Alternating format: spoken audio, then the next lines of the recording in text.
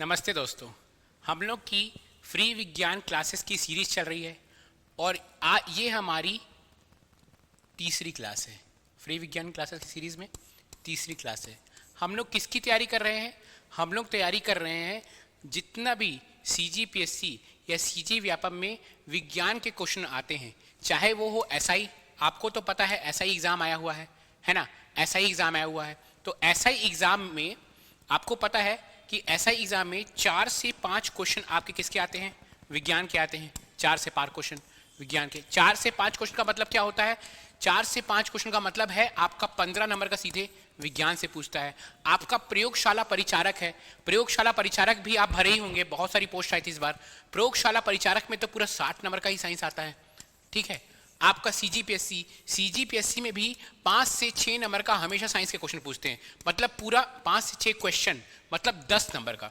10 number का तो पूरा आपका साइंस ही रहता है। और रेलवे, अगर आप रेलवे भरे होंगे, चाहे वो एनटीपीसी हो, चाहे वह आरआरबी जेई हो, आपका रेलवे का भी इस बार बहुत सारा पोस्ट आया है, तो उसमें भी 40 नंबर का आपका साइंस आता है। तो साइंस आपका एक बहुत ही मेजर रोल प्ले करता है। आपको साइंस पढ़ना आपके लिए बहुत जरूरी है। क्यों? क्योंकि कई लोग क्या करते हैं कि साइंस यार वो 4 की 5 क्वेश्चन आ रहा है, छोड़ देते हैं। पर आजकल के डेट में इतना ज़्यादा कंपटीशन है कि जो ये छोटे छोटे सब्जेक्ट पढ़ता है वही आगे बढ़ पाता है। कई बार होता है कि आप मेजर सब्जेक्ट पढ़ते रहते हैं और जो आपका कम नंबर के सब्जेक्ट आता है उसको छोड़ देते हैं, जैसे कि 10 या 15 नंबर का आपका साइंस आता है। पर ये चीज़ें अगर आप पढ़ लेंगे तो ये बहुत आसान आ जाती है और आपका जो मेजर सब्जेक्ट है, जैसे छत्तीसगढ़ जीएस है, इंडियन जीएस, ये बहुत टफ हो जाता है, ठीक है। इसलिए मैं ऐसा सीरीज लेके आया हूँ कि सारा एमसीक्यू के थ्रू हम सारा क्वेश्चन कैसे सॉल्व करते हैं? हम एमसीक्यू के थ्रू मैं एमसीक्यू सारे प्रीवियस ईयर क्वेश्चन, चाहे वो आपका सीजीपीएससी में आया हुआ है, चाहे वो सीजी व्यापम में आया हुआ है, सारे प्रीवियस ईयर क्वेश्चन मैं आपको यहीं पास क्लास में सॉल्व करवाता हूँ। सारे पीवाईक्यू सॉल्व करवाता हूँ मैं आपको, और उससे हम लोग समझते हैं कि कैसे कैसा पैटर्न आ रहा है। चाहे सीजीपीएससी हो, सीजी व्यापम हो, चाहे वो रेलवे का एग्जाम हो, चाहे वो एसएससी जेई है, सारा का मैं जो जितना भी जहाँ जहाँ साइंस के क्वेश्चन आए हैं सारे क्वेश्चन को मैं यहाँ पे लेकर आता हूँ। अगर आप खुद से सॉल्व करते हैं ये सब चीज़, अगर बुक उठा के सॉल्व करते हैं, तो एक ही टॉपिक से घुमा घुमा के क्वेश्चन आता है, वही कॉन्सेप्ट से। मैं क्या करता हूँ, एक कॉन्सेप्ट से एक क्वेश्चन ले आता हूँ, ऐसे करते करते आपको सारा कॉन्सेप्ट में पढ़ाता हूँ। आज जो हम लोग स्टार्ट करने वाले हैं, आज हम लोग टॉपिक स्टार्ट करने वाले हैं, वो है गति। हम लोग क्या गति या मोशन स्टार्ट करेंगे हम लोग टॉपिक। सबसे पहले हम लोग पहला क्वेश्चन देखते हैं। पहला क्वेश्चन क्या है कि dash is a physical quantity which amounts that never can be negative. ये जो क्वेश्चन है, ये जो हमारा क्लास है, वो बाईलैंग्वेज होता है, इंग्लिश हिंदी दोनों में मैं करता हूँ, ठीक है। डैश एक भौतिक राशि है जो कभी ऋणात्मक नहीं हो सकती है, मतलब ऐसी हम लोग एक ऐसी भौतिक राशि खोज रहे हैं जो ऋणात्मक नहीं होती है। अब पहले तो हम लोग समझते हैं कि ये भौतिक राशि क्या होती है। ये जो भौतिक राशि की बात कर रहा है, जो ये फिजिकल क्वांटिटी की बात कर रहा है, ये भौतिक राशि की बात कर रहा है, वो क्या होता है? ऐसी राशि, ऐसा चीज जिसको हम लोग नाप सकते हैं, जिसको हम लोग माप सकते हैं, वो भौतिक राशि होती है। कुछ भी चीज, इस पेन का हाइट मैं नाप सकता हूं, हमारे और आपके बीच में दूरी मैं नाप सकता हूं, मैं कितनी स्पीड से बोल रहा हूं मैं नाप सकता हूं। तो जो भी चीज जिसको मैं नाप सकता हूं वो क्या होगा? वो कहलाएगी भौतिक राशि। जो भी चीज जिसको मैं नाप सकता हूं वो कहलाता है भौतिक राशि। अब भौतिक राशि दो तरह की होती है, एक होती है सदिश और एक होती है अदिश। भौतिक राशि में क्या बोला? दो तरह की होती है, एक होती है सदिश और दूसरी होती है अदिश। अब हम लोग को समझना है कि सदिश राशि और अदिश राशि क्या होती है। सदिश राशि ये होती है जिसमें परिमाण और दिशा दोनों हो। सदिश राशि वो होती है जिसमें परिमाण और दिशा दोनों हो। अदिश राशि क्या होती है? जिसमें सिर्फ परिमाण होता है। एक होती है आपकी वेक्टर क्वांटिटी या सदिश राशि, ठीक है, जिसमें क्या मैग्नीट्यूड और डायरेक्शन दोनों दिया जाता है। मैग्नीट्यूड जिसको हम लोग रिप्रेजेंट करते हैं, जिसमें मैग्नीट्यूड जब हम लोग उसको बताते हैं तो उसमें हम लोग मैग्नीट्यूड जो परिमाण और डायरेक्शन, हम लोग मैग्नीट्यूड और डायरेक्शन दोनों देते हैं, वो होती है आपकी वेक्टर या सदिश राशि। अदिश राशि क्या होती है? जिसमें हम लोग सिर्फ मैग्नीट्यूड बताते हैं। तो वो क्या हो जाती है हमारी अदिश राशि, या इसको कहते हैं हम लोग स्केलर क्वांटिटी। क्या? Scalar quantity. अब कुछ एग्जांपल लिख लेते हैं हम लोग अदिश और सदिश राशि का। अगर हम कुछ एग्जांपल लिखें वेक्टर और स्केलर क्वांटिटी का, तो वेक्टर क्वांटिटी का क्या क्या एग्जांपल ले सकते हैं हम लोग? जैसे हम लोग का है बल, फोर्स। बल क्या है हमारा? हमारा वेक्टर क्वांटिटी है। मतलब जब हम लोग बल बताते हैं तो हम लोग परिमाण भी बताते हैं, हम लोग मैग्नीट्यूड भी बताते हैं, और क्या बताते हैं? हम लोग दिशा, डायरेक्शन भी बताते हैं। एक एग्जांपल लेते हैं। अगर मैं आपको बोलूंगा कि प्लीज ये जो दरवाजा है, ये अगर समझ लीजिए ये दरवाजा है, ये दरवाजा मेरे को खोल के बताइए, तो आप बोलेंगे सर ये मैं दरवाजे को खोला हूं, है ना। अगर आप इस दरवाजे को कैसे खोल सकते हैं? या तो फिर आप इसको ढकेल सकते हैं, पुश कर सकते हैं, या इसको अपनी ओर खींच सकते हैं, पुल कर सकते हैं। तो इस दरवाजे में आप कुछ बल लगाएंगे दरवाजे को खोलने के लिए। तो क्या कर रहे हैं? या तो फिर आप उसको ढकेल सकते हैं बाहर, या तो अपनी ओर खींच सकते हैं। तो क्या बोलेंगे सर मैं 5 न्यूटन बल लगाया, है ना, और इस दरवाजे को अपनी ओर खींचा। तो या आप क्या बता रहे हैं? आप मुझे परिमाण बता रहे हैं, आप मुझे मैग्नीट्यूड बता रहे हैं कि मैं 5 न्यूटन बल लगाया हूं और इसको अपनी ओर खींचा। तो आप मुझे दिशा भी बता रहे हैं कि मैं अपनी ओर खींचा कि मैं इसको बाहर खोला। ठीक है, तो इसमें क्या कर रहे हैं? आप मैग्नीट्यूड भी बता रहे हैं, आप डायरेक्शन भी बता रहे हैं, जिसमें आप मैग्नीट्यूड, परिमाण और दिशा दोनों बताते हैं। वैसी राशि क्या होती है? सदिश राशियां होती है। जैसे बल है, ठीक है, आपका एक्सेलरेशन है, त्वरण है, एक्सेलरेशन है, ठीक है, वेग है, वेलोसिटी है, ये सब क्या हो गई? सदिश राशि। ठीक है, अब अदिश राशि क्या होती है? स्केलर क्वांटिटी क्या होती है? जिसमें सिर्फ मैग्नीट्यूड होता है। सिर्फ मैग्नीट्यूड का मतलब क्या होता है? एक एग्जांपल लेते हैं। समझ लीजिए मैं पूछूंगा कि क्या कहते हैं, जाओ 4 किलो आप एप्पल ले आओ, 4 किलो सेव ले आओ, 4 केजी सेव। अब सेव क्या है? वो उसका क्या है? सेव जैसे मास है, मास क्या है इसका? द्रव्यमान। जो द्रव्यमान होता है, द्रव्यमान क्या है उसका? क्या है? सदिश, आपका अदिश राशि है। क्योंकि आप बोलेंगे 4 किलो सेव ले आओ, वो पूरब की ओर, पश्चिम की ओर, आप कभी भी दिशा नहीं बताते हैं। आप जाते हैं, आप दुकानदार से बोलते हैं भैया मेरे को 4 किलो सेव दो। ये नहीं बोलते कि आप 4 किलो सेव पूरब की ओर दो, पश्चिम की ओर दो, उत्तर की ओर दो। तो जब भी आप जिस भी मात्रा को, जिस भी आप भौतिक राशि को सिर्फ जिसका परिमाण या मैग्नीट्यूड बताते हैं, वो क्या हो जाती है? आपकी स्केलर क्वांटिटी या अदिश राशि। ठीक है, जैसे कि एक हम लोग कर सकते हैं दूरी भी आपकी किसकी एग्जांपल है? डिस्टेंस किसकी एग्जांपल है? अदिश राशि या स्केलर। इसमें क्या बोलते हैं? जैसे मैं आपसे पूछूंगा कि आपके घर से रेलवे स्टेशन कितना दूर है, आप बोलेंगे 5 किलोमीटर दूर। आप ये नहीं बोलेंगे 5 किलोमीटर दूर वो पूरब दिशा की ओर, पश्चिम दिशा की ओर, उत्तर दिशा की ओर, दक्षिण दिशा की ओर। आप सिर्फ दूरी बता रहे हैं, आप सिर्फ दूरी 5 किलोमीटर। अब 5 किलोमीटर क्या है? मैग्नीट्यूड क्या है? 5 किलोमीटर। तो आप सिर्फ दूरी या परिमाण बताएं कि मेरे घर से रेलवे स्टेशन 5 किलोमीटर दूर है। तो क्या बता रहे हैं? आप सिर्फ परिमाण बता रहे हैं। और जब भी आप परिमाण बताते हैं तो वो क्या हो जाता है? आपका अदिश राशि या स्केलर क्वांटिटी। समझ में आया ये? चलिए, अब ये समझ में आ गया तो क्वेश्चन को अगर हम लोग देखते हैं, क्वेश्चन क्या है कि एक भौतिक राशि जो कभी भी ऋणात्मक नहीं हो सकती। देखिए हम लोग क्या करते हैं, हम लोग फिजिक्स में हम लोग एक दिशा को हम लोग कहते हैं पॉजिटिव और एक दिशा को कहते हैं नेगेटिव। अगर आप इस दिशा को, फिजिक्स में क्या होता है, हम लोग दिशा को डिवाइड कर देते हैं। अगर इस दिशा को अगर आप कह रहे हैं धनात्मक या पॉजिटिव, तो उसके जस्ट अपोजिट दिशा को आप ऋणात्मक कहेंगे, ऋणात्मक। ठीक है, और दिशा हम लोग किसकी बात करते हैं? दिशा हम लोग किस राशियों के लिए बात करते हैं? हम लोग दिशा हमेशा वेक्टर या सदिश राशियों के लिए बात करते हैं। तो सदिश राशि पॉजिटिव भी हो सकती है, धनात्मक भी हो सकती है और ऋणात्मक भी हो सकती है। लेकिन हम जो सदिश राशि, अदिश राशि है, अदिश राशि में हम लोग कभी भी दिशा की बात नहीं करते। स्केलर क्वांटिटी में हम लोग कभी भी दिशा की बात नहीं करते, डायरेक्शन की बात नहीं करते हैं। तो उसमें पॉजिटिव नेगेटिव का कॉन्सेप्ट नहीं आता है। जैसे कि अगर मैं पूछूंगा कि भाई माइनस आधा केजी का सेव ले आओ, ऐसा कुछ कॉन्सेप्ट है? कोई है ही नहीं कि माइनस आधा केजी का सेव ले आओ, ऐसा तो कुछ होता ही नहीं है। अगर मैं बोलूंगा कि मेरे और तुम्हारे घर में कितनी दूरी है, माइनस आधा किलोमीटर, ऐसा कुछ तो होता नहीं है। ठीक है, तो क्या स्केलर क्वांटिटी में कभी क्या नहीं होती है आपका? वो कभी नेगेटिव नहीं होता है। वेक्टर क्वांटिटी जो अदिश राशि है वो कभी भी आपकी नेगेटिव या ऋणात्मक नहीं होती है। जो सदिश राशि रहती है वो नेगेटिव हो सकती है, वो पॉजिटिव भी हो सकती है। जो सदिश राशि जिसमें क्या मैग्नीट्यूड और डायरेक्शन दोनों रहता है, आपका परिमाण और दिशा दोनों रहता है, वो क्या हो जाती है? नेगेटिव भी हो सकती है, पॉजिटिव भी हो सकती है। अगर आप इसमें देखिएगा तो इससे हम लोग दो चीज समझ सकते हैं। देखिए पहले तो अगर आप इसमें पहचान जाइए कौन सी सदिश राशि है कौन सी अदिश राशि है, उसके हिसाब से डिसाइड कर लीजिए। या आप अगर आप ऐसे भी जान लेंगे डे टू डे लाइफ में, अगर आप समझिएगा तो कभी भी दूरी, कभी भी डिस्टेंस ऋणात्मक नहीं होती है। कभी भी दूरी आप कहेंगे कि मेरे और आपके बीच में दूरी -15 किलोमीटर है, ऐसा तो कभी होता नहीं है। ठीक है, तो ये जो चीज है ये क्या है, आपकी स्केलर क्वांटिटी है। स्केलर या अदिश राशि है। त्वरण, त्वरण क्या होती है, एक्सेलरेशन क्या होती है, ये वेक्टर क्वांटिटी होती है। ये भी वेक्टर क्वांटिटी होती है, फोर्स भी वेक्टर क्वांटिटी होती है, वेलोसिटी भी वेक्टर क्वांटिटी होती है। ये क्या होती है, वेक्टर क्वांटिटी या सदिश राशि। मतलब ये जो तीन है, ये तीन एक्सेलरेशन, फोर्स, वेलोसिटी, ये तीन क्या हो सकती है, ये तीन आपकी ऋणात्मक भी हो सकती है, ये तीन आपकी नेगेटिव भी हो सकती है।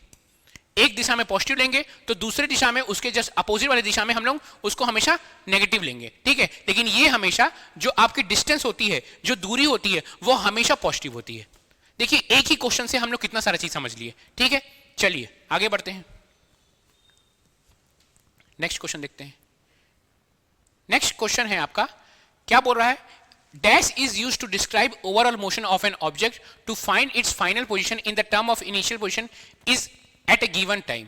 क्या बोल रहा है, डैश का उपयोग किसी वस्तु की समग्र गति का वर्णन करने के लिए किसी निश्चित समय पर उसकी प्रारंभिक स्थिति के संदर्भ में और उसकी अंतिम स्थिति को ज्ञात करने के लिए किया जाता है। यह क्वेश्चन किस में आया है, मैं आपको बताया कि हम लोग सारा प्रीवियस ईयर करेंगे। देखिए आरआरबी का रेलवे का एग्जाम लेता है, ग्रुप डी का एग्जाम लेता है। ग्रुप डी में 2018 में शिफ्ट 3 में आया था ये वाला एग्जाम। ठीक है, ये वाला क्वेश्चन आया था आपका, है ना। तो इसका क्या बोल रहा है कि ऐसा बोल रहा है कि एक हम लोग को वो चीज खोजना है जो दूरी बता रही है और इनिशियल और फाइनल पोजीशन भी बता रही है। मैं इसको समझाने की कोशिश करता हूं आपको, मैं प्रारंभिक और अंतिम स्थिति। पहले इसको समझाने के लिए हम लोग एक चीज समझते हैं, एक होती है दूरी, एक होती है दूरी, और दूसरी चीज जो होता है वो होता है विस्थापन।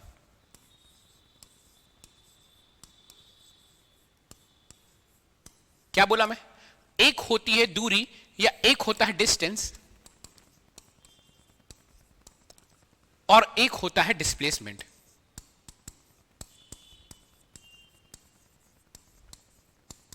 अब दूरी तो आप बच्चों को पता रहता है। जैसे मैं पूछूंगा आपके और आपके मौसी के घर में कितनी दूरी है, आपके और रेलवे स्टेशन में कितनी दूरी है, तो आप बोलेगा 5 किलोमीटर, 10 किलोमीटर, 15 किलोमीटर, 20 किलोमीटर। तो क्या हुआ, दूरी मतलब अगर कोई भी पॉइंट है, कोई भी पॉइंट ए है, ये आपका घर है, ये रेलवे स्टेशन है, तो इसके बीच में दूरी, इन दोनों के बीच में दूरी जो होती है, अगर आप यहां से लेकर यहां से जा रहे हैं तो आप ऐसे भी जा सकते हैं, आप ऐसे भी जा सकते हैं, आप ऐसे भी जा सकते हैं, आप ऐसे घूम के भी जा सकते हैं। ठीक है, तो अगर आप, ये आपकी घर है और ये आपका रेलवे स्टेशन है, इससे आप कोई भी जो आप रास्ता कवर कर रहे हैं और वो जो रास्ता आप चल रहे हैं वो क्या हो गई, वो दूरी होती है। वो क्या होती है, दूरी होती है। अगर आप ये रेलवे स्टेशन से पहले आप गए, पहले अपने दोस्त के घर गए, दोस्त के घर गए, फिर आप रेलवे स्टेशन गए, तो मैं बोला कि आपको आप रेलवे स्टेशन जाने के लिए कितनी दूरी तय की है, तो आप क्या बोलेंगे, मेरा दोस्त का घर 5 किलोमीटर था, रेलवे स्टेशन दोस्त के घर से 10 किलोमीटर था, तो टोटल मैं 15 किलोमीटर की दूरी तय किया।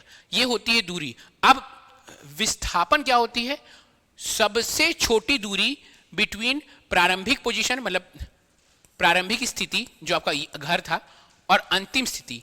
अंतिम, प्रारंभिक और अंतिम स्थिति के बीच में जो सबसे छोटी दूरी रहती है वो होती है विस्थापन। क्या बोला मैं, इनिशियल पोजीशन और फाइनल पोजीशन। इनिशियल पोजीशन और फाइनल पोजीशन के बीच में जो शॉर्टेस्ट डिस्टेंस रहता है वो क्या होता है, वो होता है आपका विस्थापन। ठीक है, क्या मैं बोला, जो इनिशियल और फाइनल पोजीशन पर, प्रारंभिक और अंतिम स्थिति के बीच में जो शॉर्टेस्ट। अब देखिए इसमें अगर आप एक सीधी रेखा खींचेगा तो ये सबसे छोटी दूरी रहेगी, ये सबसे छोटी दूरी। तो अगर अब मैं बोलूंगा तो इसमें विस्थापन ये हो जाएगा, ये हो जाएगा विस्थापन, ये मतलब इसमें विस्थापन। और देखिए हमको बताना पड़ा कि ए और बीच में बी के बीच में जब हम एकदम सीधा जाते हैं, जब एकदम सीधा जाते हैं तो क्या होता है, वो विस्थापन होता है। तो विस्थापन में हम लोग दिशा बता रहे हैं कि हम लोग सीधी दिशा में जा रहे हैं, हम लोग दिशा बता रहे हैं ना, तो विस्थापन में हम लोग दिशा भी बता रहे हैं। और जब भी जिस भी भौतिक राशि में हम लोग दिशा बताते हैं, जिस भी फिजिकल क्वांटिटी में हम लोग दिशा बताते हैं, वो क्या हो जाता है, वो क्या हो जाता है, वो हो जाता है वेक्टर क्वांटिटी। वेक्टर क्वांटिटी या सदिश राशि। तो मैं कह सकता हूं, मैं क्या कह सकता हूं, मैं ये कह सकता हूं कि आपका जो दूरी है वो क्या है, अदिश राशि है। दूरी जो है, दूरी में हम लोग कभी भी दिशा नहीं बता रहे हैं, तो दूरी क्या है मेरी, अदिश राशि है, स्केलर क्वांटिटी है। और विस्थापन क्या है मेरी, सदिश राशि है या वेक्टर क्वांटिटी है। ये समझ में आ गया। क्या है आपकी दूरी, किसी भी दो जगह के बीच में कोई भी, अगर कोई भी रास्ता आप इस दो जगह को जाने के लिए कोई भी रास्ता आप जो आप कवर कर रहे हैं वो हो गई दूरी, चाहे आप यहां से जाएं चाहे आप यहां से जाएं, तो वो क्या हो जाती है, दूरी। लेकिन इन्हीं दो के बीच में, जो प्रारंभिक और अंतिम स्थिति के बीच में जो आपकी सबसे छोटी दूरी रहती है वो क्या हो जाती है, वो विस्थापन हो जाती है। ठीक है, विस्थापन क्या बोला मैं, इस चीज को अगर आप एकदम ध्यान से समझ जाओगे विस्थापन का, तो आप विस्थापन के बहुत सारे क्वेश्चन सॉल्व कर पाओगे। क्या मैं बोला, प्रारंभिक और अंतिम स्थिति, प्रारंभिक और अंतिम स्थिति के बीच में सबसे छोटी दूरी क्या हो जाती है, विस्थापन हो जाती है। ठीक है, अब इस क्वेश्चन को देखते हैं। इस क्वेश्चन का क्या है, डैश का उपयोग किसी वस्तु की समग्र गति का वर्णन करने के लिए किसी निश्चित समय पर उसकी प्रारंभिक और अंतिम स्थिति के संदर्भ पर उसकी अंतिम स्थिति ज्ञात करने के लिए किया जाता है। तो क्या हो जाएगा, ये हो जाएगा दूरी और विस्थापन। ठीक है, चलिए नेक्स्ट क्वेश्चन करते हैं। नेक्स्ट क्वेश्चन क्या है, देखिए ये सीजी व्यापम का क्वेश्चन है। सीजी व्यापम में आया हुआ है, 2010 में आया हुआ है। जो 2018 तक व्यापम के क्वेश्चन आते थे सीजी व्यापम के, वो क्वेश्चन बहुत इजी आते थे। 2018 के बाद अचानक से, चाहे वो सीजीपीएससी हो चाहे वो सीजी व्यापम हो, उसका जो लेवल था वो अचानक से बढ़ा था। 18, 19, 20 का जो पेपर था, खासकर 21 का पेपर बहुत टफ आया था। चाहे वो सीजीपीएससी ले लीजिए या सीजी व्यापम के एग्जाम जो हुए, वो पेपर बहुत टफ आया था। फिर अब जो पैटर्न आ रहा है, जो कि नई सरकार आ गई है, तो अब पैटर्न बिल्कुल बदल गया है।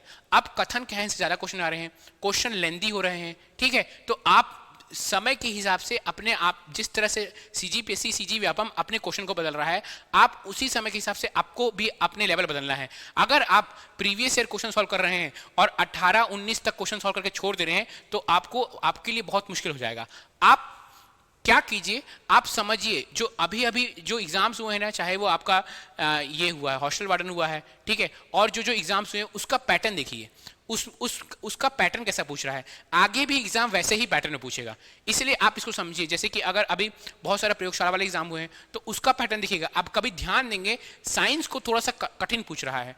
आप सीजीपीएससी का जो मेंस पेपर देखिएगा, पेपर 4 में साइंस आता है। पेपर 4 को इस बार बहुत कठिन पूछा था। पेपर 4 को मतलब लोग कहे कि पेपर 4 बहुत कठिन था। क्यों? क्योंकि आप समझ लीजिए, मतलब आपका जो साइंस का पेपर आ रहा है वो थोड़ा सा कठिन आ रहा है। अगर आप थोड़ा सा मेहनत करते हैं और साइंस में, तो आपके साइंस के क्वेश्चन बनेंगे। आप देखिएगा, ये देखिए, ये सीजी व्यापम 2010 का क्वेश्चन है। अभी मैं जब आगे लाऊंगा, आगे और क्वेश्चन लाऊंगा, और इस बार जो सीजी व्यापम में क्वेश्चन पूछा हुआ है सीजीपीएससी व्यापम में, वो क्वेश्चन थोड़ा सा कठिन टाइप का है, थोड़ा लेंथी है, मतलब कथन कहने टाइप का क्वेश्चन पूछ रहा है उसमें। ठीक है, तो आप पैटर्न को पकड़िए, एग्जाम के पैटर्न को पकड़ना बहुत जरूरी रहता है। चलिए ये देखते हैं क्वेश्चन क्या है। The product of velocity and time provides distance, displacement, movement, speed. वेग और समय की गुणनफल क्या होता है? वेग और समय। अब देखिए, हम लोग क्या पढ़े थे, एक है, हम लोग पढ़े थे एक दूरी होती है, दूरी।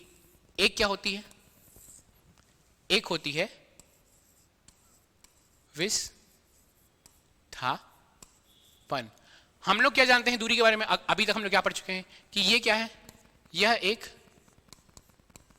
अदिश या स्केलर क्वांटिटी है। विस्थापन क्या है? यह एक सदिश या वेक्टर क्वांटिटी है। ठीक है, अगर हम लोग दूरी की, अगर हम लोग जानेंगे, तो एक होती है स्पीड होती है, गति होती है, दूरी बटे समय, है ना। और एक होता है वेग। वेग मतलब इंग्लिश में होती है वेलोसिटी। ये होती है विस्थापन बटे समय। दूरी हो या विस्थापन हो, हम लोग किससे नापते हैं? हम लोग मीटर से नापते हैं। किससे? क्योंकि विस्थापन भी क्या है? विस्थापन भी एक दूरी है, लेकिन सबसे छोटी दूरी प्रारंभिक और अंतिम पोजीशन के बीच में। तो इसको हम लोग कैसे नापते हैं? हम लोग मीटर से नापते हैं। जैसे बोलूंगा कि आपके और मेरे बीच में क्या विस्थापन है, आप देखिए कि हमारे और के बीच में कितनी दूरी है, और वही दूरी को क्या कर देगा आप? बोलेगा विस्थापन है। हमारे और के बीच में सबसे छोटी दूरी क्या है? वही दूरी क्या हो जाएगी? विस्थापन हो जाएगी। और दूरी क्या होती है? दूरी को भी हम लोग मीटर से नापते हैं। ऐसा यूनिट मीटर होती है, स्टैंडर्ड यूनिट मीटर होती है ना। आपको पता है गति क्या होती है? दूरी। मतलब क्या होगा? दूरी। और समय को आप कैसे नापते हैं हम लोग? सेकंड में, है ना। इसको वेग का विस्थापन कैसे नापते हैं हम लोग? मीटर में। और समय को सेकंड में। प्रश्न आपसे पूछा है कि, क्या प्रश्न पूछा है? अगर मैं इसको इधर ले जाऊं, वेग इनटू समय, क्या हो जाएगा? यह विस्थापन हो जाएगा। प्रश्न आपसे क्या पूछा है? प्रश्न पूछा है वेग और समय का गुणनफल क्या होगा? तो क्या होगा? विस्थापन होगा। ये देखिए, वेग बटे समय का क्या गुणनफल क्या है? विस्थापन है, तो विस्थापन हो जाएगा। ये क्या हो जाएगा? डिस्प्लेसमेंट हो जाएगा। समझ में आ रहा है? किसी को भी किसी भी तरह का डाउट आ रहा है तो आप कमेंट में कमेंट कर सकते हैं। मुझे बता सकते हैं कि आपको क्या सुझाव है, क्या और बेहतर हम आपके लिए कर सकते हैं। आपको लग रहा है कि मेरे को कुछ चीज़ सब्जेक्ट नहीं आ रहा है, कोई सब्जेक्ट समझ में नहीं आ रहा है, मेरे को किसी का टेस्ट सीरीज चाहिए, तो आप कमेंट में मेरे को बताइए। मैं उसका टेस्ट सीरीज या उस सब्जेक्ट को मैं आपको पढ़ाऊंगा, हम लोग का संस्था आपको पढ़ाएगी। अगर आपको कोई भी तरह का डाउट है, आप जरूर कमेंट में कीजिए। आप संस्था में फ़ोन लगाइए कि सर हमको इसका क्लास चाहिए, हमको ये समझ नहीं आ रहा है। हम लोग इसीलिए है कि हम लोग का आपका जो पढ़ाई का सफ़र है, जो एस्पिरेंट का सफ़र है, उसको हम लोग ख़त्म ही कर सके। मतलब आप एस्पिरेंट रहे ही ना, आप सीधे जॉब पा जाएं। ठीक है, चलिए आगे देखते हैं। हाँ, हम आपका एस्पिरेंट का सफ़र करने का हमने कसम खाया है कि आप एस्पिरेंट का सफ़र ही आपका ख़त्म हो जाए। आप एस्पिरेंट रहे ही ना, आप सीधे जॉब आ जाए। आपका छात्र, अब अपने को आप छात्र बोलना ही बंद कर दें, आप अपने आप को ऑफिसर बोलना शुरू कर दिए। उसके लिए हम लोग प्रयोगशाला परिचारक चल रहा है, प्रयोगशाला परिचारक का एग्जाम आने वाला है। मोस्ट प्रोबेबली आपका दिसंबर में एग्जाम हो जाएगा प्रयोगशाला परिचारक का। उसके लिए बैच लेके आए हैं। हमारा 28 सितंबर से बैच चल ही रहा है। उसमें सारी ऑनलाइन क्लासेस, क्योंकि 60 नंबर का साइंस आ रहा है उसमें, तो 60 नंबर का साइंस पढ़ाया जा रहा है। फिर उसमें ज्योग्राफी आ रहा है, तो ज्योग्राफी पढ़ाया जा रहा है। वहाँ पे आपको प्रॉपर टेस्ट देने का ऑप्शन है, आपको डाउट पूछने का ऑप्शन है, तो आप ज्वाइन कर सकते हैं प्रयोगशाला परिचारक की क्लासेस। सारा ये आपका फीस है 549 में। और अगर आपको कोई भी डाउट है तो इस नंबर पर, दिए गए नंबर पर 9201180992 पर आप फोन लगाइए और आपको कोई भी डाउट है। अगर आपको प्रयोगशाला परिचारक भरने का मन नहीं कि नहीं भैया मैं प्रयोगशाला परिचारक नहीं बनूंगा, साइंस मेरे को कठिन लगता है, तो आप एसआई बन सकते हैं। एसआई भी बन सकते हैं आप। एसआई के लिए भी हमारा बैच चल रहा है। ठीक है, ये सब इंस्पेक्टर का बैच चल रहा है। ठीक है, इसकी फीस भी है कुछ। आप फोन लगाइए, इस नंबर में फोन लगाइए और आप पूछ सकते हैं। पूरा सब कुछ ऑनलाइन होगा। आप क्लास को पूरा 1 साल तक आपकी वैलिडिटी रहेगी। आप क्लास को मल्टीपल टाइम्स देख सकते हैं। आप डाउट पूछ सकते हैं। पूरा आपका एक डाउट का ग्रुप बने रहेगा। आपको प्रॉपर टेस्ट सीरीज दिया जाएगा। कोई भी किसी भी तरह का डाउट है, आप संस्था भी आ सकते हैं। 12 माह आपकी अवधि रहेगी, है ना। पूरा करंट अफेयर्स की तो क्लास रहेगी। आपको करंट अफेयर्स होता ही है, हर सैटरडे को करंट अफेयर्स की क्लास हो रही है। अगर आप ये सब चीज़ भी नहीं करना चाहते और आप चाहते कि भैया मैं सिर्फ पीएससी करना चाहता हूँ, तो पीएससी करना चाहता हूँ, तो आप पीएससी को बिना टेस्ट दिए आपका पीएससी होगा नहीं। तो आपको क्या करना है? पीएससी का हमारा टेस्ट सीरीज चल रहा है पीएससी का। आप टेस्ट सीरीज ज्वाइन कर सकते हैं। 17 नवंबर से स्टार्ट हो चुका है। छत्तीसगढ़ का इतिहास खत्म हो चुका है। अब 24 नवंबर को भारत का इतिहास है। कोई भी अगर आपको लग रहा है कि नहीं यहाँ का टेस्ट सीरीज अच्छा नहीं है, तो हमारे टेलीग्राम चैनल में जाइए और क्वेश्चन पेपर डाला हुआ है, आप जाके देखिए आपका भारत का इतिहास का क्वेश्चन पेपर। जैसा जैसा लेवल आपका पीएससी का चेंज हुआ है, ठीक वैसे ही क्वेश्चन पूछा जा रहा है। और खासकर क्या खासियत है, आपका इंग्लिश हिंदी दोनों में है। ऐसा नहीं कि सिर्फ हिंदी में है। सिर्फ हम लोग हिंदी मीडियम वाले को फोकस नहीं कर रहे हैं। आपका बगल में इंग्लिश रहता है और उसके जस्ट बगल में हिंदी रहता है कि इंग्लिश मीडियम वाले को भी प्रॉब्लम ना हो। चलिए, अगर आपको ज़्यादा कोई परेशानी है तो इस नंबर पर कॉन्टेक्ट कीजिए और आप पता कीजिए। चलिए नेक्स्ट क्वेश्चन करते हैं। नेक्स्ट क्वेश्चन क्या है? If a distance travel by an object is 0 then displacement. क्या बोल रहा है कि यदि किसी वस्तु में तय की गई दूरी 0 है तो विस्थापन क्या होगा। देखिए, इसके लिए हम वापस आते हैं। इसमें किस में आते हैं? कहां पे थे हम लोग? ये मैं आपको क्या समझाया हूं? ये क्या था विस्थापन? विस्थापन क्या था? विस्थापन था सबसे छोटी दूरी बिटवीन प्रारंभिक पोजीशन के बीच में और अंतिम पोजीशन के बीच में। तो बोल रहा है कि हमारी दूरी ही जीरो है। मतलब अगर आप ए में थे, अगर दो आपकी यहाँ पे ए में थे और बी में थे, आप बढ़े ही नहीं, आप ए में ही रह गए। आपकी दूरी कितनी है? जीरो है। आप क्या ए में ही है, खड़े ही हैं आप ए में। अभी क्या है, मेरे से मैं खड़ा हूं तो मेरी दूरी कुछ होगी नहीं, मैं खड़ा हूं तो मेरी दूरी जीरो है। ठीक है, जब आपकी दूरी जीरो है, विस्थापन का आपका डेफिनेशन क्या है, विस्थापन की परिभाषा क्या है कि सबसे छोटी दूरी, जब सबसे छोटी दूरी क्या है, जीरो है, तो विस्थापन क्या हो जाएगा, जीरो हो जाएगा। ठीक है, यही क्वेश्चन था। ये क्वेश्चन हम लोग देखते हैं कहां पे था। ये यदि किसी वस्तु द्वारा तय की गई दूरी ही शून्य है तो विस्थापन क्या होगा। यह कहा जा सकता है कि वह शून्य वेग पर है, या कहा जा सकता है कि वह गतिशील स्थिति पर है, या कहा जा सकता है कि इसमें कुछ दूरी तय कर ली है, या कहा जा सकता है कि यह विराम अवस्था में, ये कह सकते हैं हम लोग क्या है कि वह विराम अवस्था में, वह चल ही नहीं रही है ना, तभी दूरी जीरो है। वह चल ही नहीं रही है भैया, तो दूरी क्या है, अब जीरो है, तो उसकी विस्थापन भी जीरो है ना। चलिए देखिए, ये क्वेश्चन किस में आया है, आरआरबी जेई में आया है, आरआरबी ग्रुप डी में आया है। मैं बोला ना पूरा प्रीवियस क्वेश्चन करेंगे हम लोग, चाहे वो सीजीपीएससी का हो, चाहे वो सीजी व्यापम का हो, सारा क्वेश्चन हम लोग करेंगे। चलिए नेक्स्ट क्वेश्चन देखते हैं। A driver drives his car at a constant speed and covers a distance of 228 meter in 60 seconds. Find speed. एक ड्राइवर अपनी कार को स्थिर गति से चलाता है, 60 सेकंड चलाता है और 60 सेकंड में 228 मीटर की दूरी तय करता है। तो क्या क्या कहते हैं, गति। देखिए, एक होती है गति और एक होती है वेग। अब मैं आपको गति और वेग में समझाता हूं डिफरेंस। एक क्या होती है, एक होती है गति, जिसको हम लोग स्पीड इंग्लिश में कहते हैं स्पीड, ठीक है, और एक होती है वेग, जिसको हम लोग इंग्लिश में क्या कहते हैं, वेलोसिटी कहते हैं। एक होती है गति और एक होती है वेग। अब गति क्या होती है, वेग क्या होती है, मैं आपको उसका फॉर्मूला भी लिखवाया था। क्या होता है, स्पीड क्या होता है, स्पीड या गति क्या होती है, दूरी बटे समय होती है। वेग क्या होती है, वेग होती है विस्थापन, डिस्प्लेसमेंट अपॉन टाइम।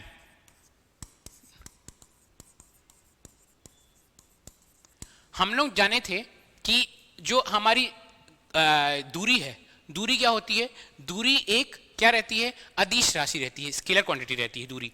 तो हम लोग ये भी पढ़े कि विस्थापन एक क्या रहती है, सदिश राशि रहती है, वेक्टर क्वांटिटी रहती है। तो दूरी हमारी स्केलर क्वांटिटी रहती है, ये वेक्टर क्वांटिटी रहती है। सेम एज हमारी जो स्पीड रहती है, हमारी जो गति रहती है, वो स्केलर रहती है, स्केलर अदिश राशि रहती है। और जो वेग रहती है, वेग हमारी वेक्टर रहती है, वेक्टर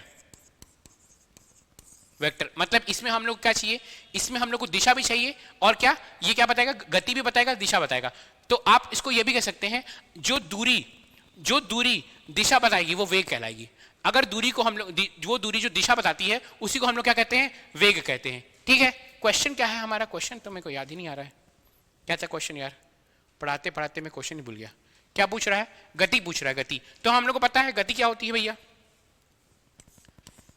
गति होती है दूरी बटे समय।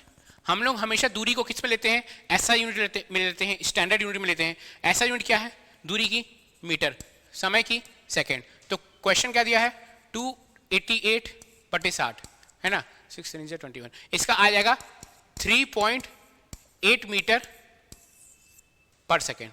ठीक है, ठीक है,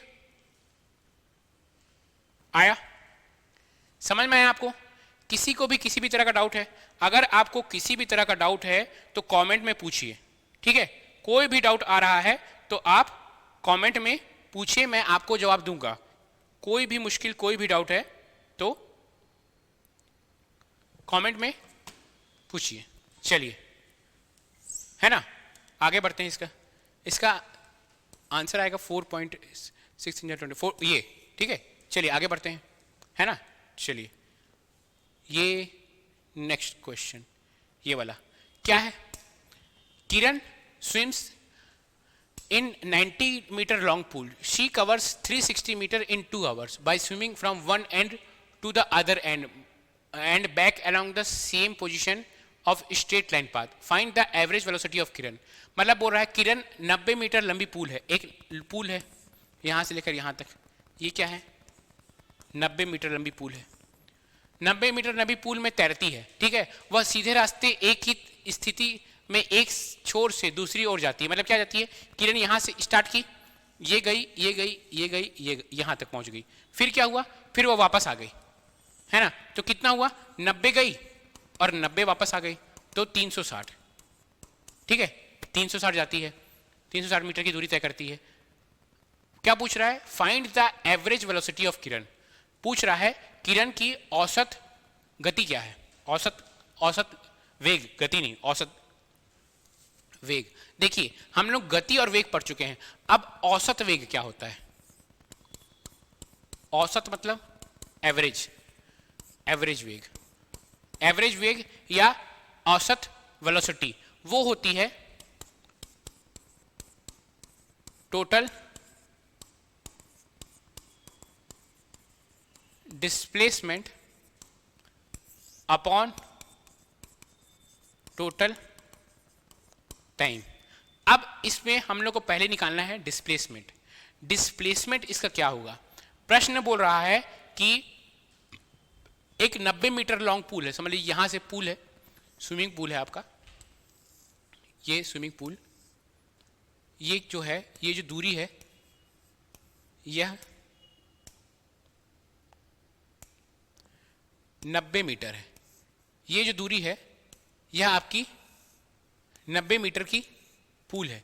इसमें किरण चालू कर रही, किरण यहां से शुरू कर रही है, किरण यहां पे खड़ी है, ठीक है, किरण यहां पे खड़ी है, यहां पे खड़ी है और शुरू कर रही है। पहले वो क्या जाती है, यहां से जाती है यहां पे, मतलब शुरुआत पोजीशन किरण का क्या है, ये है, और अंतिम पोजीशन क्या है किरण का, ये है। किरण शुरुआत ए से करती है और जाती है बी में, फिर क्या होता है, फिर बी से वापस जाती है ए में जाती है। तो किरण का शुरुआत पोजीशन क्या है, ए है। किरण का अंतिम पोजीशन क्या है, अंतिम मतलब फाइनल पोजीशन क्या है, वापस बी में आ गई ना, बी यही है, मतलब वापस ए में आ गई ना, वापस ए ही है। मतलब शुरुआत किसे की, ए से शुरू गई, बी में गई और फिर बी से फिर ए में आ गई। तो किरण का जो अंतिम पोजीशन है वो भी ए है, ठीक है। तो हम लोग को निकालना है क्या, टोटल डिस्प्लेसमेंट या औसत टोटल विस्थापन। हम लोग को विस्थापन निकालना है। तो विस्थापन क्या होगा, विस्थापन का हम लोग डेफिनेशन देखेंगे। तो विस्थापन होता क्या है, it is shortest distance between initial point and final point. सबसे छोटी दूरी आपकी आरंभिक और अंतिम पोजीशन में। तो सबसे छोटी आरंभिक पोजीशन क्या था, ए था, अंतिम पोजीशन भी क्या है, ए है। तो विस्थापन तो आपकी जीरो हो गई, आपकी विस्थापन ही जीरो हो गई। क्यों, एक बार मैं आपको फिर से समझाता हूं इसको, क्योंकि यहां पे बच्चे बहुत कंफ्यूज करते हैं। दूरी और विस्थापन, समझ लीजिए आप किसकी, एसआई की तैयारी कर रहे हैं, किसकी तैयारी कर रहे हैं, एसआई की तैयारी कर रहे हैं। और आप क्या कर रहे हैं, आप जो एसआई की तैयारी कर रहे हैं उसमें आप दौड़ लगा रहे हैं, क्योंकि दौड़ भी होगी, आपको दौड़ लगाना है। अब दौड़ लगाना है, आप फिजिकल की प्रैक्टिस कर रहे हैं और आप दौड़ लगा रहे हैं। आप चालू करें यहां से, कहां से चालू किए, यहां से चालू किए, है ना। और ये गोल ग्राउंड है, इसमें दौड़ लगा रहे हैं। समझ लीजिए आपका ये ग्राउंड का जो आपका रेडियस है वह 7 मीटर है। ये जो इसका रेडियस है आर जो है वह 7 मीटर है, ठीक है। अब आपको क्या करना है, आप ए से शुरू किए, आप शुरू किससे किए, ए से शुरू किए, दौड़े दौड़े दौड़े दौड़े दौड़े दौड़े दौड़े दौड़े दौड़े और वापस आके आप ए में खत्म हो गया आपका एक राउंड, एक राउंड आपका खत्म हो गया। तो मैं पूछूंगा कि आपकी दूरी और विस्थापन कितनी है। क्या क्वेश्चन है, आप ए से शुरू किए और वापस आके आप ए में खत्म करिए, तो दूरी क्या होगी आपकी, आप कितनी दूरी तय किए होंगे, circumference of circle 2 × pi into R. यही दूरी क्या होंगे, इसको, इस दूरी को कैसे नापते हैं हम लोग, सरकमफ्रेंस ऑफ अ सर्कल। तो क्या होता है 2 इंटू 22/7 इंटू 7, 7 कटा, मतलब आप 44 मीटर तय किए हैं। आप जो दूरी तय किए हैं वह 44 मीटर तय की है। ये क्या है, सरकमफ्रेंस ऑफ सर्कल होता है, ये जो दूरी आप तय किए हैं। तो क्या कितनी दूरी तय की है आप, 44 मीटर तय किए हैं। और आपकी विस्थापन कितनी होती है इसमें, इसी क्वेश्चन में आपकी विस्थापन क्या होती है, विस्थापन क्या होती है, सबसे छोटी दूरी इनिशियल पॉइंट, स्टार्टिंग पॉइंट पर, प्रारंभिक पॉइंट पर और अंतिम पॉइंट पर। तो प्रारंभ कहां से किए थे आप, ए से प्रारंभ किए थे, और अंत भी कहां किए हैं आप, ए में ही कम किए हैं। तो प्रारंभ भी ए में से किए थे और अंत भी ए में किए हैं, तो आपकी दूरी तो 0 हो जाएगी। क्या बोलता है विस्थापन, सबसे छोटी दूरी प्रारंभिक और अंतिम पॉइंट पर। तो आप स्टार्ट भी यही से किए थे, अंत भी यही से किए थे, तो आप 0 हो जाएगा। क्यों 0 होगा, आपको पता था ये क्या है, ये वेक्टर क्वांटिटी है, ये दिशा पर भी निर्भर करती है। ये क्या है, यह सदिश राशि है, यह दिशा पर भी निर्भर करती है, इसलिए विस्थापन आपकी क्या हो गई, 0 हो गई। इसीलिए इस क्वेश्चन में किरण शुरू यहां से की थी और अंत भी यही बस की है, तो किरण की जो दूरी, किरण की जो विस्थापन है, किरण की जो डिस्प्लेसमेंट है वही 0 हो गई। जब किरण की डिस्प्लेसमेंट 0 हो गई तो पूरा आपका औसत वेग क्या होगा, टोटल डिस्प्लेसमेंट, टोटल विस्थापन। जब विस्थापन ही 0 तो पूरा चीज ही 0 हो गया। तो इस क्वेश्चन का आंसर कहां गया वो क्वेश्चन भैया, यही था क्या, हाँ, इस क्वेश्चन का आंसर क्या होगा, ये। समझ में आ रहा है, किसी को भी किसी भी तरह का डाउट है कमेंट कीजिए, कमेंट में पूछिए, कोई भी मुश्किल, कोई परेशानी। चलिए आगे बढ़ते हैं। हाँ, आगे कहाँ है भाई, ये, यदि किसी वस्तु द्वारा तय की गई दूरी 0 है तो विस्थापन क्या होगा, ये क्वेश्चन कर चुके हैं। अगर दूरी 0 है तो विस्थापन भी क्या हो जाएगा, 0 हो जाएगा।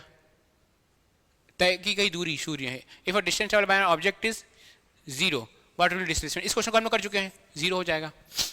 चलिए आगे बढ़ते हैं। ये पूछ रहा है, N object is throne upward if it reaches a height of 100 meter and then returns to the thrower, so dash the actual distance of an object is 50 meter, the distance traveled by an object is 0, the actual displacement of the object is 100 meter, the actual displacement of the object is 0। क्या बोल रहा है, किसी वस्तु को ऊपर की ओर फेंका जाता है, यदि वह 100 मीटर की ऊंचाई तक पहुंचती है और फिर फेंकने वाले के पास वापस लौट आती है तो क्या होगा, वस्तु की वास्तविक विस्थापन 50 मीटर है, ठीक है, वस्तु द्वारा तय की गई कुल दूरी 0 है, वस्तु की वास्तविक विस्थापन 100 मीटर है, वस्तु की वास्तविक विस्थापन 0 है। इसको देखते हैं, ये आप है, ठीक है, ये आप है, ठीक है। आप क्या किए, आपके पास एक है बॉल, आप इस बॉल को फेंके ऊपर, ये बॉल ऊपर गई 100 मीटर तक, 100 मीटर तक। आपका दूसरा हाथ तो मैं बनाया ही नहीं हूं, ये दूसरा हाथ है, ठीक है, और कुछ बच गया, हाथ पैर, हाँ सब कुछ तो बन गया है, बाल भी बना देता हूं, बाल। और फिर क्या है, फिर आप ये बॉल फिर वापस आने लगी, ये बॉल यहीं से ऐसे वापस आ रही है, और वापस आप इस बॉल को अपने हाथ में पकड़ लिए। तो पूछ रहा है कि इसका विस्थापन क्या होगा। उसको जानने के लिए विस्थापन को हम लोग को विस्थापन की परिभाषा में जाना पड़ेगा। परिभाषा क्या बोलती है, मतलब ये पेन था, इसको ऊपर फेंका फिर नीचे आ गया, मतलब मेरे पास आ गया, तो क्या हुआ कि बॉल पहले ऊपर गया फिर नीचे मेरे हाथ में ही आ गया। तो इस बॉल की स्टार्टिंग पोजीशन, प्रारंभिक पोजीशन क्या थी, ए थी, और अंतिम पोजीशन भी क्या है, ए ही है, क्योंकि वापस हाथ में आ गया। तो विस्थापन क्या होता है, सबसे छोटी दूरी बिटवीन इनिशियल पॉइंट, आरंभिक पोजीशन और अंतिम पोजीशन, तो वो ए ही है, तो फिर विस्थापन 0 हो जाएगा, विस्थापन 0। अब बोलेगा कितनी, अगर प्रश्न पूछता कि कितनी दूरी बॉल तय किया, तो 100 मीटर था, ऊपर गया और 100 मीटर नीचे आया, तो दूरी कितना होगा, 200 मीटर, दूरी 200 मीटर, 100 दिया है ना क्वेश्चन में, हाँ, दूरी 200 मीटर हो जाएगा। तो वस्तु की वास्तविक विस्थापन 0 हो जाएगी, वस्तु की वास्तविक विस्थापन, the actual displacement of the object, यहां पे the actual displacement of the object is 0, है ना। चलिए क्या बोल रहा है? The acceleration of an object is change in dash per unit time. पहले आप एक्सेलरेशन या त्वरण समझिए, पहले आप क्या समझिए? एक्सेलरेशन या त्वरण। त्वरण क्या होता है? त्वरण या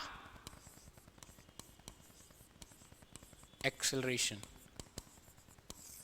त्वरण या एक्सेलरेशन क्या होता है? देखिए हम लोग पढ़े थे क्या?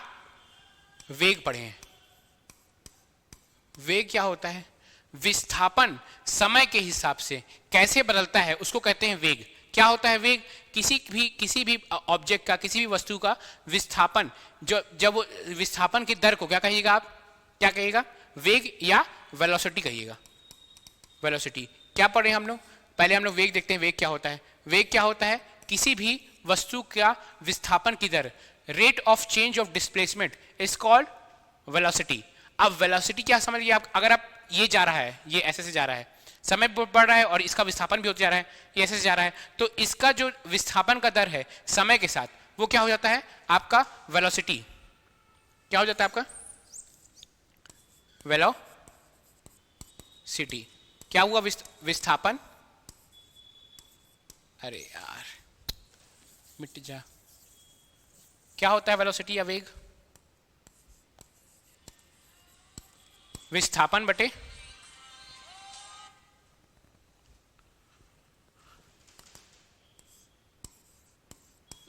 विस्थापन बटे समय। ठीक है, डिस्प्लेसमेंट अपॉन टाइम। अब त्वरण क्या होता है? त्वरण ये होता है जब वेग समय के हिसाब से बदलता है। जब विस्थापन की बदलने की दर को क्या कहेंगे हम लोग? कहेंगे वेग। और वेग की बदलने की दर को क्या कहेंगे हम लोग? त्वरण। क्या मैं बोला? इसको अगर मैं लिखूंगा तो आपको ज्यादा अच्छे समझ में आएगा। देखिए विस्थापन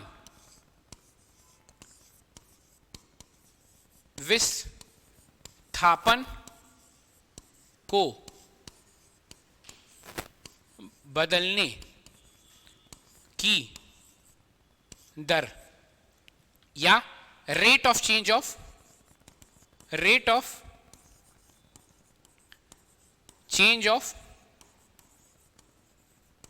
velocity. Rate of change of velocity क्या हुई? आपकी क्या होती है? वेग होती है। ये क्या होती है? वेग। Rate of change of displacement, velocity लिख रहा हूं मैं यहां पे, डिस्प्लेसमेंट।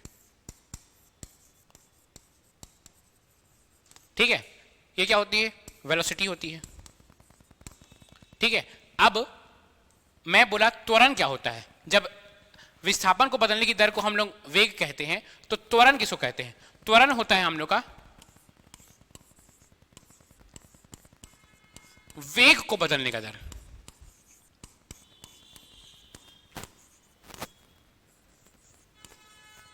वेग को बदलने का दर। वेग को बदलने का दर क्या होता है? वेग को बदलने का दर, विस्थापन को बदलने का दर क्या होगा? आपका वेग होता है। और वेग को बदलने का दर क्या हो जाएगा? वह होता है त्वरण। एक्सेलरेशन क्या होता है? Rate of change of velocity. अगर मैं फॉर्मूला लिखूंगा, rate of change of velocity क्या होती है? हमारी एक्सेलरेशन होती है। अगर मैं फॉर्मूला लिखूंगा इसकी, किसका? एक्सेलरेशन या त्वरण का फॉर्मूला लिखूंगा तो क्या होता है? एक्सेलरेशन या त्वरण क्या होती है? वेलोसिटी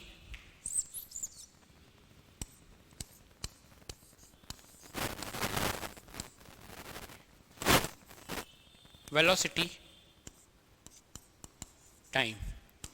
वेग बटे समय। वेग बटे समय होता है। अब वेलोसिटी को हम लोग कैसे नापते हैं? हम लोग का इसका यूनिट इकाई जानते थे हम लोग, मीटर पर सेकेंड। इसका इकाई क्या है? सेकेंड। अगर इसको हम लोग लिखेंगे तो क्या होगा? Metre per second square. तो इसको ध्यान दीजिएगा, जो त्वरण का जो यूनिट होता है वो क्या होता है? Metre per second square. Metre per second square. और इसको आप ऐसे भी लिख सकते हैं, मीटर सेकेंड का power -2। Metre per second square या मीटर सेकेंड का पावर -2। क्या होता है वेग? त्वरण क्या होता है? वेग को बदलने का दर, rate of change of velocity. Rate of change of velocity क्या होता है? त्वरण या एक्सेलरेशन होता है। ठीक है, अब इसको ना मैं आपको समझाता हूं तो आप जरा से समझिएगा। गाड़ी में हम लोग क्या बोलते हैं, अगर आप गाड़ी चलाते हो, भाई एक्सीलेटर मार, एक्सीलेटर मार।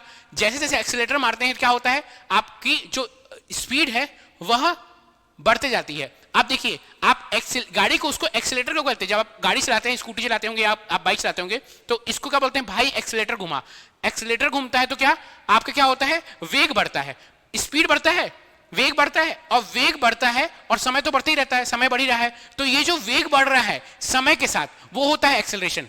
समझ में आया आपको? एक्सेलरेशन क्या बोलते हैं? भाई एक्सीलेटर घुमा घुमा, तो वो क्या बोल रहा है? आपका क्या बढ़ता है जब आप एक्सीलेटर घुमाते हो? तो जब आप एक्सेलरेटर घुमा रहे हो तो आपकी स्पीड बढ़ रही है और समय तो बढ़ ही रहा है। तो जो ये जो समय, जो आपकी एक्सेलरेशन बढ़ रही है, समय के जो आपकी जो वेलोसिटी बढ़ रही है, जो आपकी स्पीड बढ़ रही है समय के हिसाब से, उसको क्या कहेंगे हम लोग? एक्सेलरेशन कहेंगे। ध्यान दीजिएगा, ये वेग है, ये वेग है, स्पीड नहीं है।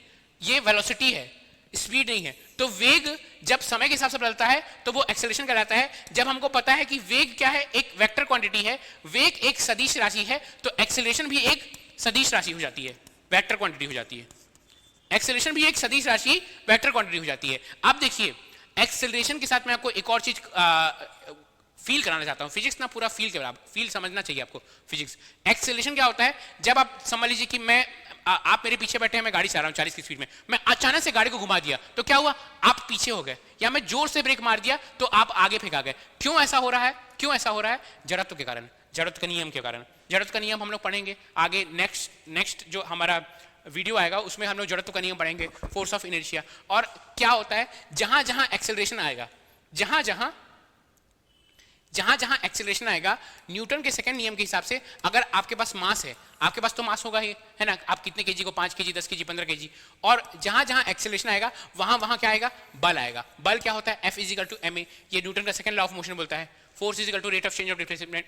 Force is rate of change of displacement. जब हम लोग उसको पूरा सॉल्व करते हैं तो F इजिकल टू ma आता है। क्या आता है? F is equal to ma। F क्या है?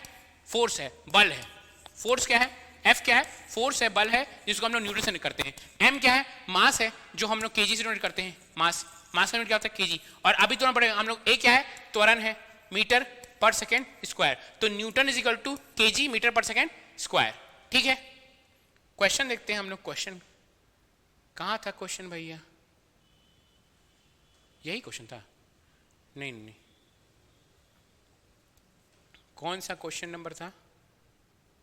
हाँ, ये था ना। किसी वस्तु का त्वरण प्रति इकाई समय पर उनके डैश के होने वाला परिवर्तन। तो वेग है भैया, वेग में होने वाला परिवर्तन, वेलोसिटी में होने वाला परिवर्तन क्या होता है? आपका एक्सेलरेशन होता है। चलिए आगे का पढ़ते हैं, आगे करते हैं। कहाँ गया क्वेश्चन? जीरो एक्सेलरेशन का मतलब क्या होता है? मतलब क्या होता है? देखिए, आरबीजे ये ग्रुप डी में आया हुआ है फिर से।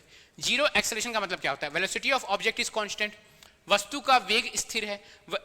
Velocity of object is low, वस्तु का वेग कम है। Velocity of object is increasing, वस्तु का वेग बढ़ रहा है। वेलोसिटी ऑफ ऑब्जेक्ट इंक्रीजेस, वस्तु का वेग बढ़ता है। क्या होगा इसमें? क्या होगा? ये जो इसका है हमको पता है,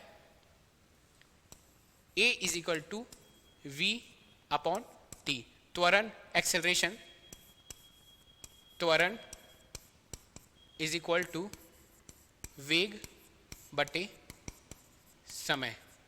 अगर आपका वेग ही नहीं बढ़ रहा है, अगर आप 40 की स्पीड में चल रहे हैं, 40 की स्पीड में चल रहे हैं, आपका वेग नहीं बदल रहा है, तो क्या होगा? अगर वेग नहीं बदल रहा है तो वेग जीरो हुआ। वेग बदल नहीं रहा है ना, वेग बदल नहीं रहा है, तो वेग जीरो हुआ, वेग जीरो हुआ। ठीक है, जब आपका वेग, जो आपका मेन, अगर आपको त्वरण को डिफाइन करेंगे, आप जो त्वरण रहता है वह वेग बटे समय नहीं होता है। अगर आप उसको अच्छे से समझने की कोशिश कीजिएगा तो एक्सेलरेशन जो होता है वह होता है चेंज ऑफ वेलोसिटी,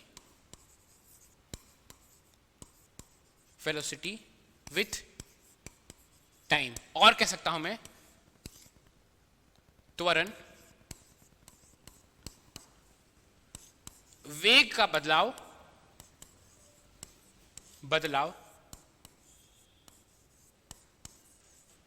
समय के हिसाब से, वेग का बदलाव समय के हिसाब से क्या होता है? एक्सेलरेशन होता है। तो वेग का बदलाव, अगर आप 40 की स्पीड में चल रहे हैं तो वेग बदल नहीं रहा है, वेग बदल नहीं रहा है, तो वेग का बदलाव कितना होगा, 0 होगा।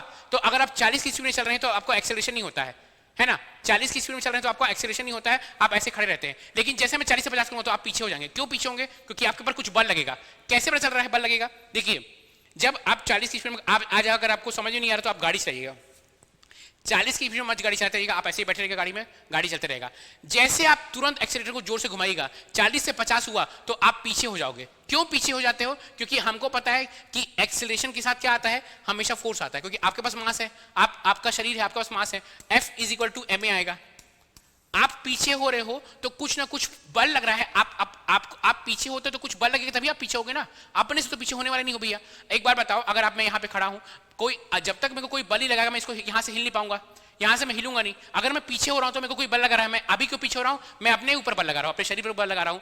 समझ लीजिए 40 की स्पीड में चल रहा हूँ मैं, ठीक है, तो मैं आराम से चल रहा हूँ, मेरे को कोई बल नहीं लग रहा है, मैं हिल ही नहीं पा रहा हूँ। लेकिन जैसे मैं गाड़ी को घुमाता हूँ तो क्या होता है, मैं पीछे हो जाता हूँ। मतलब गाड़ी को घुमाया मतलब क्या हुआ, मेरी क्या हुई, वेग बदली तो क्या आया, त्वरण आया। एक्सेलरेशन, वेलोसिटी बदली तो क्या, एक्सेलरेशन आया। और हमको पता है हमारे पास मास है, हमारे पास मास होगा, मास मैं 50 केजी 60 केजी का होगा मास, ठीक है, तो मास तो क्या आएगा, मास है, एक्सेलरेशन तो क्या आएगा, फोर्स आएगा। यही फोर्स हमको पीछे कर देता है, यही जो बल है कारण हम लोग पीछे जाते हैं, है ना। इसको हम लोग फोर्स ऑफ इनर्शिया कहते हैं, हम लोग पढ़ेंगे आगे, इसको हम लोग फोर्स ऑफ इनर्शिया, जरूरत का बल कहते हैं, जरूरत का बल, ठीक है। तो क्या हुआ, त्वरण क्या होता है, वेग का बदलाव बटे समय। लेकिन अगर आप 40 की स्पीड में चल रही है, समझ लीजिए 40 की स्पीड में चल रहे हैं आप, तो आपका वेग का बदलाव ही नहीं हो रहा है, तो वेग का बदलाव 0 है, याद रखिएगा।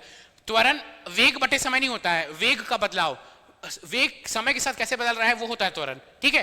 तो क्या हुआ, 40 की स्पीड में चल रहे हैं, अगर आप 40 की स्पीड, आपका स्पीड कांस्टेंट है तो आपको वेग, आपका उसमें एक्सेलरेशन नहीं आएगा। तभी ना बोलते हैं अगर 40 की स्पीड में चल रहे हैं, अगर आपको बढ़ाना है तो भाई एक्सेलेटर घुमा, एक्सेलेटर बढ़ा, लोग कहते हैं, तो आप स्पीड बढ़ाते हैं, ठीक है। तो वेग का बदलाव बटे समय क्या होता है, आपका त्वरण होता है। इसमें क्या बोल रहा है कि आप, भैया कहां है क्वेश्चन, यही है, हाँ, शून्य कब होता है, जब आपका वेग ही स्थिर होता है। मतलब आप 40 की स्पीड चल रही है, वेलोसिटी स्थिर हो गया तो आपका क्या होता है, आपका त्वरण शून्य होता है।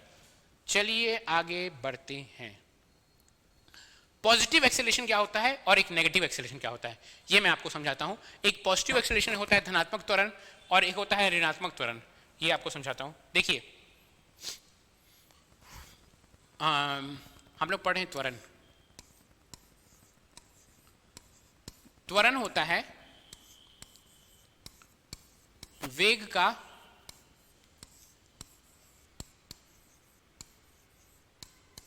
बदलाव बटे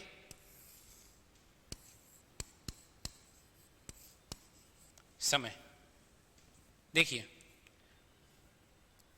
अब एक कॉन्सेप्ट आता है प्रारंभिक वेग का और अंतिम वेग का। एक कॉन्सेप्ट आता है क्या,